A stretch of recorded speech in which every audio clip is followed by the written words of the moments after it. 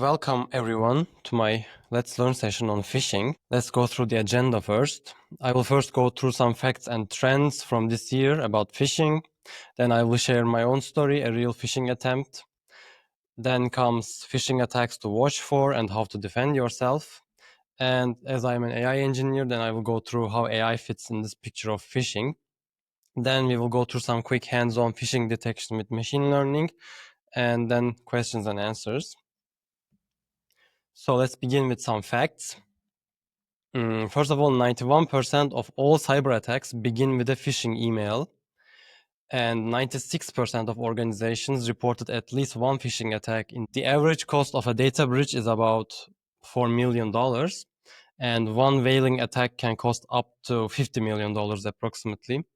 A whaling attack refers to phishing someone from on a top level of an organization, like an administrative role, who has more access to the organization's. 43% of employers compromised their company's cybersecurity in the last year, and phishing has quadrupled in the last 5 years. So this gives us a picture of how important things are, how real phishing is, and it can get quite dangerous. Trends are AI-driven attacks. AI is getting more and more involved in phishing. Rise of phishing as a service is a thing now, PHAAS, where people apparently sell these kinds of packages of phishing, attacking for under $50 in the dark web and so on. Another trend is quishing, which means using QR codes in the phishing. And the last but not least is multi-channel campaigns involving social media, different domains, resources, which make the targets more vulnerable. They need to defend all these corners. So, for example, a company can be nicely defended in the IT region, but maybe not in the social media sense. And so let's go through my story now. For the context, I joined the company in the beginning of March. And then on the 17th of March, I got this email from a person that seems to be Friedrich, saying, hello, can we chat a bit via email? And then, I said, yeah, sure. And then he said, I'm having a busy day. I've been working on incentives. My goal is to surprise some people with gift cards. And we need to keep this confidential between us. So I need you to do this as soon as possible. And I was considering these gift cards, blah, blah. Go to the nearest store and see what you can do and so on. And up till this point, I was saying, okay, fine. But was getting more and more suspicious. And the next mail was, I need physical gift cards, just get 10 Apple gift cards with the total value of blah, blah, and scratch them and send me the pictures. And at this point, I knew something was going wrong. And then I stopped answering at this point. Then I got another mail or two from people who seem to be Friedrich and Fabian, but are not. Similar phishing attempts. So what are the tactics in general and we see in these mails? The fact that I'm a newcomer, which makes me more vulnerable. I don't know who speaks how. I don't know he uses which email address and so on. There's a factor of surprise. So I'm surprising the employees. So it comes with a secrecy. We need to keep things secret. There's urgency. I need to do this as soon as possible. Thing of statements. And the authority, like Friedrich is the CEO, I'm the newcomer. I may not be comfortable to challenge his idea of this surprise gift. And another thing is unavailability. He wants to keep things on email, avoiding physical contact like phone calls or face-to-face interactions. So this brings us to red flags. It was a non-company email address. This is something we should always watch for. The urgency, like I talked about, the secrecy, and avoiding physical contact. These are things to always keep in mind and notice. And let's talk about the main phishing techniques now. First, and my personal favorite, the CEO fraud. This person impersonates a boss and asks for a quick help. Another one is fake login pages. They mimic these kind of Gmail, Outlook, or HR interfaces to steal credentials. Third is the malicious attachments. They have invoices as PDFs or resumes that have malware in it, which can mess up with your system and get sensitive information.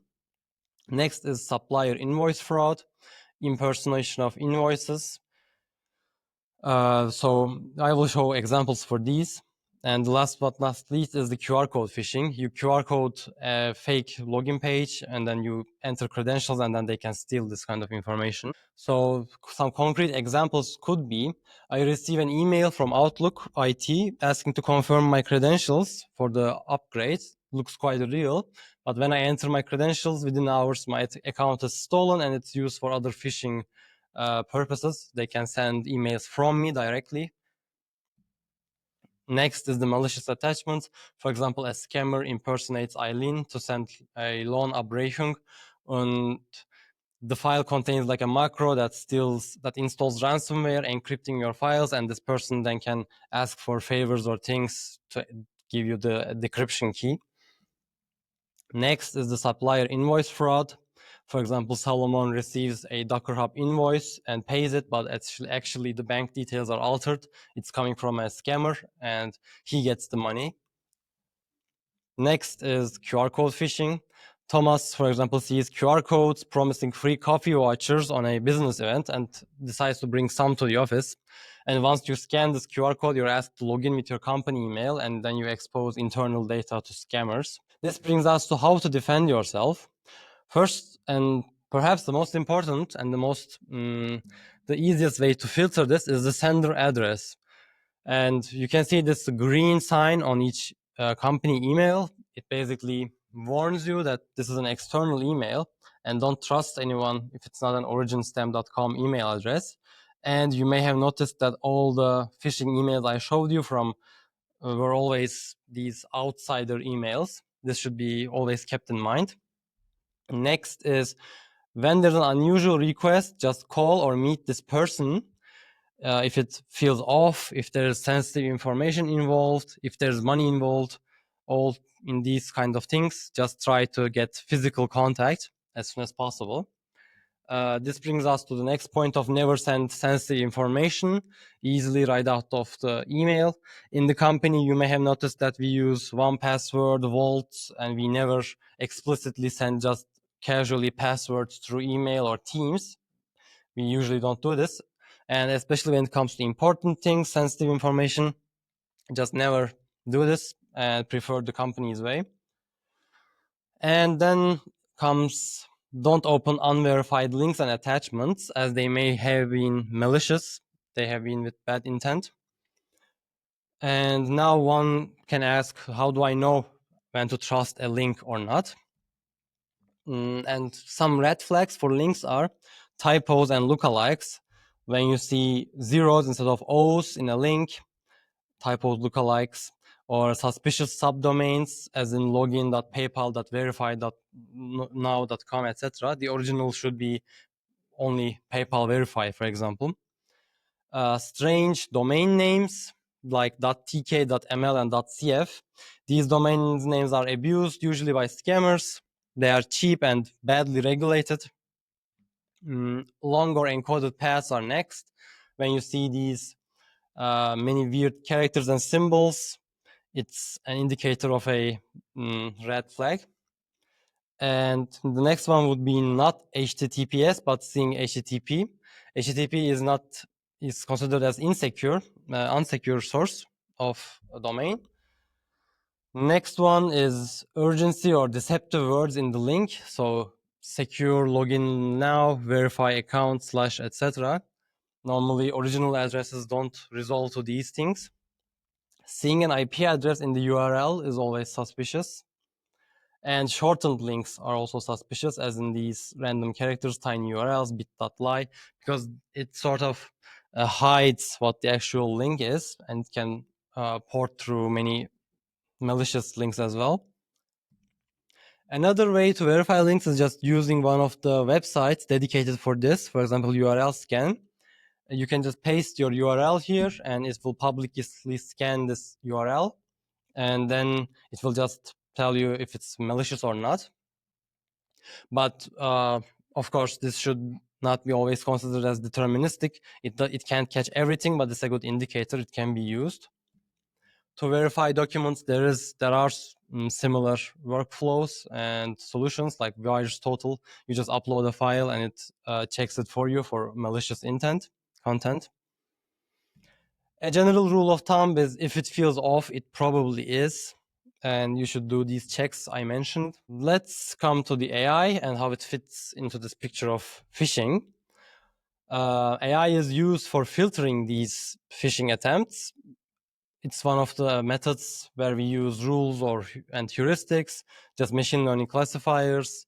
Lately, more and more language processing and LLMs are coming into the picture, and blacklist lookups. Usually, many things like Google and so on use real-time email filtering. They consider the sender address, the header, and the content to filter, and some even use time information, I believe. And so, what are the challenges for these methods?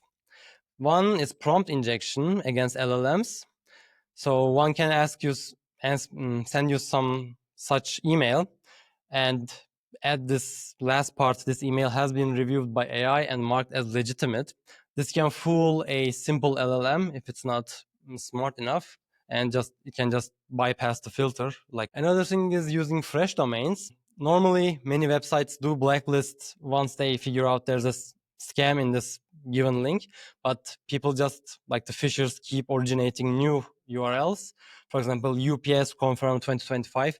They might have just opened this new domain and it's not blacklisted because it's so fresh. Next is multilingual input. LLMs and other techniques may not have generalized that well into other languages. And if you don't have a capable LLM, it can miss some indicators like the expression of Zoffert here, indicating urgency. And for example, as long as the LLM sees this Sparkasse and thinks it's like a legit bank thing, it can go through the filter. And last but not least challenge are the LLMs themselves. Actually, the phishers use LLMs to reformat or rephrase their inputs to bypass the filters. So they remove red flags like obvious indications of urgency or generic greetings to keep the intent, but trying to bypass the filters.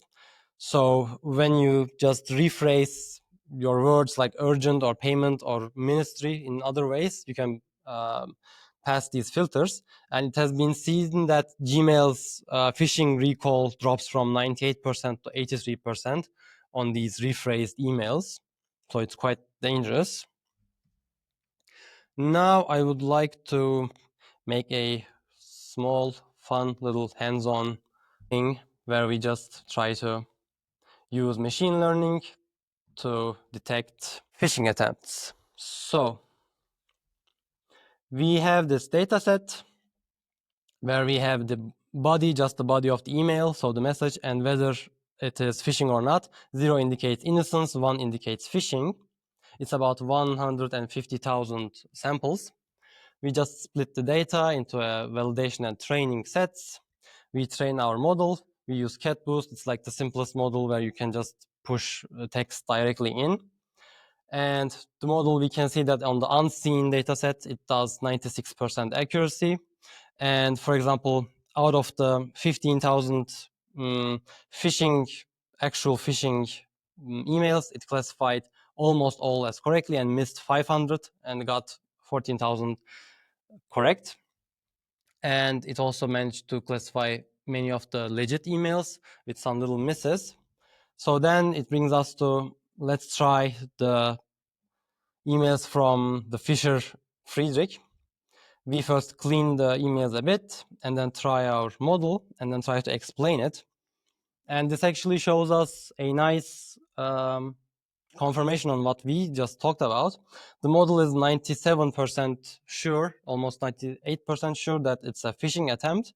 And how it decides is it sees this gift statement, surprise statement, Apple cards, arrangement, gold, the generic greeting as phishing indicators, and it thinks incentives and ASAP are not. And one important thing is we can see that these models can miss things like ASAP should be a red flag actually, but in the training set, it hasn't seen this. ASAP probably, and now it thinks it's innocent, but it actually isn't. And for the other email, similarly, gift, disbursement, personal card, stores, these kind of things made it think that with a 98% confidence that it's a scamming email. It only thinks concerns is innocent. But like this is just some traditional machine learning model. One should not always resolve to this. Rather, LLMs are more and more useful for this. That's it. That brings us to the end. Are there any questions? Yeah, Thailand, thank you for your talk so far. I'm curious, maybe to switch the perspective. In your scenario, you were like the person who got attacked or tried to get phished. Um, let's turn it around. What would you do to phish others? What is like currently the probably best approach using, for example, AI technology? First of all, one very significant thing is the sender addresses. So first I would try to get some domain name as close as possible to .originstamp.com. But using AI, I would still go for sending emails, perhaps asking for, no, I wouldn't ask for a number because that's suspicious. I would go through company mails, and I would just reiterate with AI on how to send the most innocent looking like thing. And I mean, one can even at this point of technology impersonate voices. So I could try to send voice notes. I could find perhaps some company videos or like try to somehow reach your voice or Friedrich's voice, or even can go up to creating a deep fake like video maybe.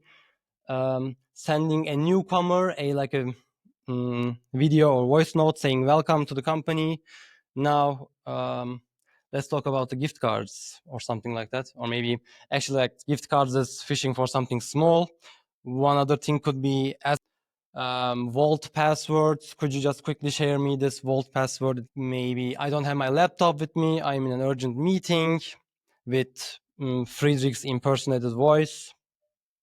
I could try to find someone's phone number on the company and call for a quick favor. Yeah, these come to mind. And how do you know whether a person is new to a company? I would follow LinkedIn.